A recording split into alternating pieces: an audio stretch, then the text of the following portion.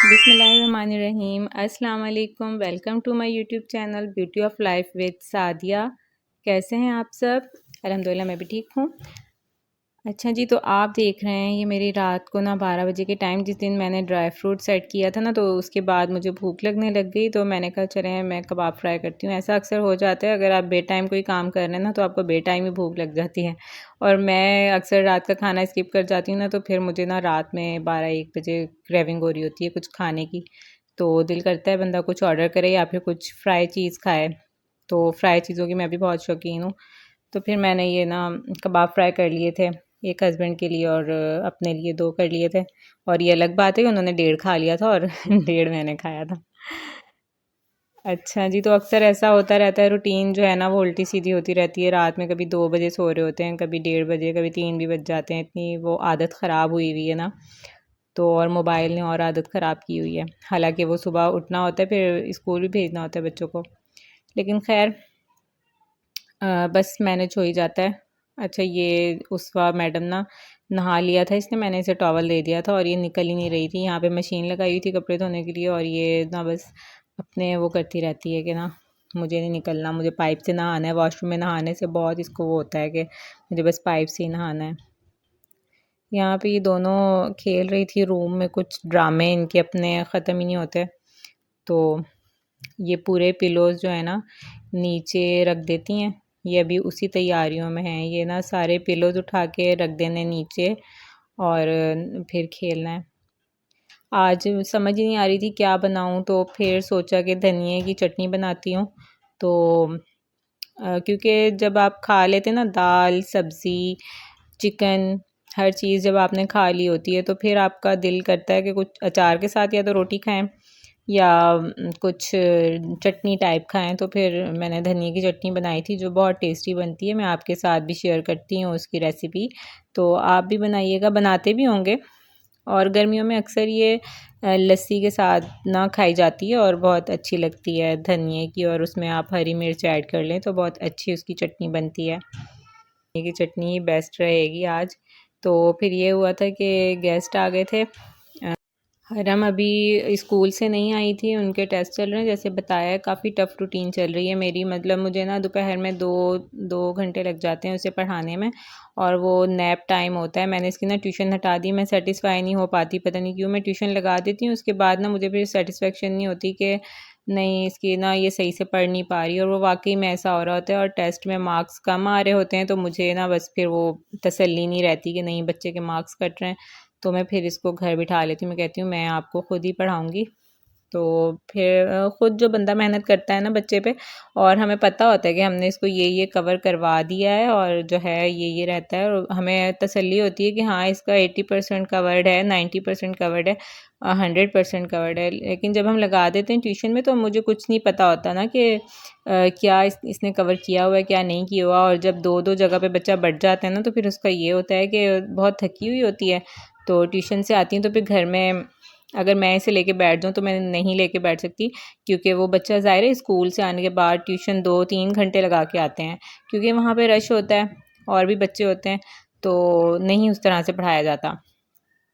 तो उसके बाद फिर मैं घर में लेके नहीं बैठ सकती, क्योंकि घर में बैठती नहीं है, वो थकी हुई होती है, बच्चा कैसे इतना बर्डन बर्दाश्त करेगा। तो वो थकी हुई भी इतनी होती है, फिर मुझे ना इस पे तरस आ रहा होता है। कभी कहती है लेग्स में पेन हो रहा है, कभी ना मालिश कर दें, खलियाँ पड़ी हुई होती हैं। तो फिर इसकी मालिश-वालिश रात में या टाँगें दबा देती हूँ, बहुत इसकी टाँगों में पेन होने लग जाता है। ज़ाहिर है वीकनेस हो जाती है बच्चे को, सुबह से उठना, ट्यूशन जाना, स्कूल जाना, ट्यूशन जाना, फिर सिपारा पढ़ने जाना। काफ़ी ट्राई करती हूँ कि हेल्दी डाइट ले ताकि ये थके ना, लेकिन बस बच्चे आजकल ऐसे ही हैं। तो बस फिर ये कमरा वगैरह समेटा था।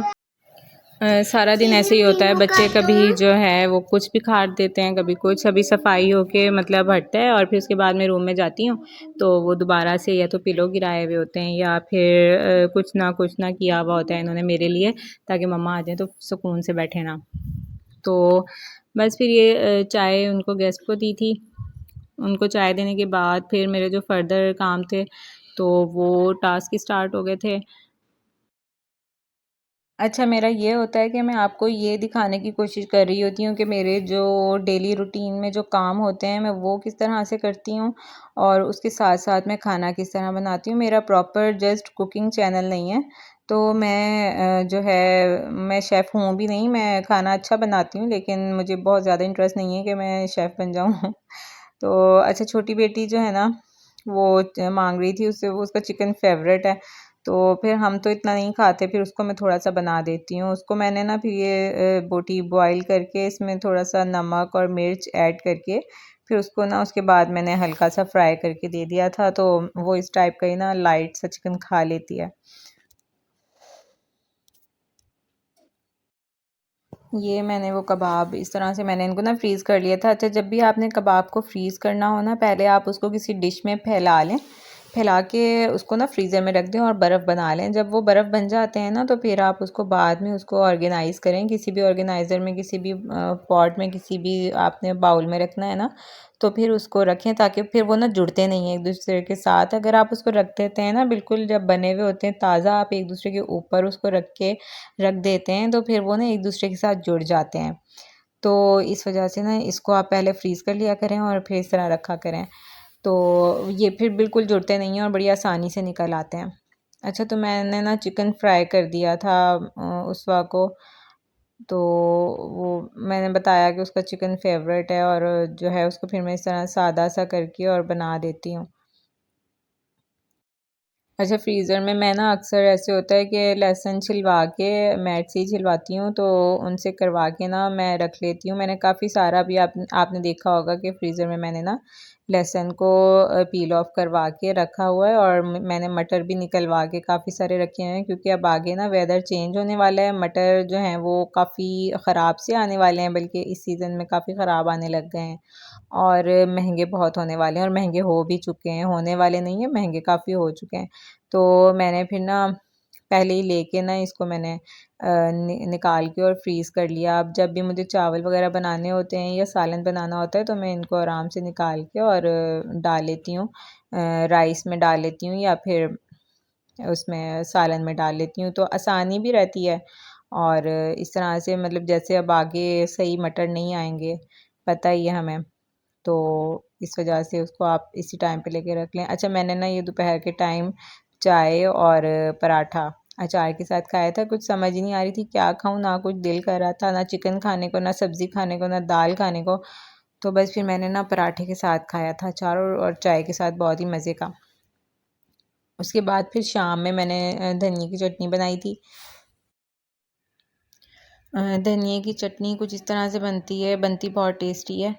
तो इसको आपने ना धनिए को ज़ाहिर-सी बात है पहले आपने कट कर लेना है, उसके बाद आपने जितना आपने खाना है, वैसे धनिया आप ज़्यादा ही डालें तो ये कम हो जाती है चटनी। अगर तो आप अंडे वाली बना रहे हैं, मैं अंडे वाली बना रही हूँ, वो भी बहुत टेस्टी बनती है। तो आप उसमें फिर हरी मिर्च थोड़ी-सी ज़्यादा रखें। मैंने इसमें सिर्फ़ हरी मिर्च डाली थी, लाल मिर्च नहीं डाली थी मैंने इसमें, और 6 टमाटर डलते हैं इसमें, 2 टमाटर डाले मैंने और धनिया आपने देख लिया मैंने कितना डाला है। ये मतलब जितना आपको इसमें बास्केट में नज़र आ रहा है, इससे हाफ़ मैंने इसमें धनिया डाला है और इसको ना ग्राइंड कर लिया। जब ग्राइंड कर लिया, अगर बिल्कुल बारीक ग्राइंड नहीं भी करते तो कोई बात नहीं, इसको थोड़ा-सा आप दरदरा सा रखें तो भी अच्छी लगेगी, क्योंकि हमने इसको फ्राई भी करना है। अगर तो आप इसको ऐसे ही पसंद करते हैं तो आप ऐसे ही खाएँ। मैंने इसमें 2 टमाटर डाले हैं, हरी मिर्चें 3 डाली हैं, 3 से 4, मतलब जिस हिसाब से वो तेज़ हैं तो कम डाल लें, अगर हल्की हैं तो आप ज़्यादा डाल लें, और नमक डाला है और गरम मसाला डाला है। सॉरी, वो धनिया पाउडर डाला है। तो गरम मसाला भी एंड में इसमें डालेंगे। उसके बाद जो है ना मैं इसको फ्राई कर लूँगी। इसको हमने पहले तो ग्राइंड कर लिया है, अच्छी अच्छी तरह भी करें या ना भी करें तो कोई बात नहीं, क्योंकि हमने इसको बाद में फ्राई ही तो करना है। तो अच्छा जी, यहाँ पे ग्राइंड हो गई है।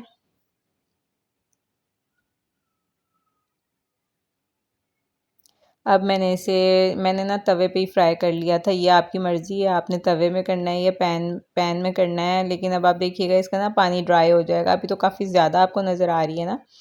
तो मैं अभी इसको, ये जब पकेगी ना, इसका ये जो पानी है एब्ज़ॉर्ब कर लेगी। तो इसके बाद जो है ना फिर हमने इसमें ऑयल डाल देना है। जब इसका पानी एब्ज़ॉर्ब हो जाएगा ना काफ़ी हद तक, तो फिर उसके बाद हम इसमें ऑयल डाल लेंगे और ये बिल्कुल थोड़ी सी हो जाती है बनने के बाद।